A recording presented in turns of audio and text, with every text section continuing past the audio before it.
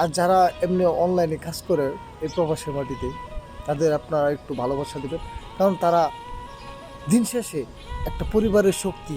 বাইরের প্ল্যাটফর্মে যদি কাউকে সাপোর্ট করতে হয়, তাহলে আপনারা দয়া করে প্রবাসীদেরকে সাপোর্ট করবেন, আমাকে বলছি না। কারণ যারা অন্যান্য প্রবাসী আছে তাদের কথা আমি না বললেই নয়। আপনারা তো জানেন, আপনার একজন বাবা, আপনার একজন ভাই যদি প্রবাসে থাকে, তাদের বাস্তব জীবন কেমন, তারা ছাড়া আপনি হয়তো বা একটু আন্দাজ করতে পারবেন, নয়তো আন্দাজ নাও করতে পারেন। যারা এমনি প্রবাসে এসে কাজ পাইছে, কাজ করতেছে 12-14 ঘন্টা ডিউটি করে, নিজের কাপড়, নিজের রান্না নিজেকেই করতে হয়।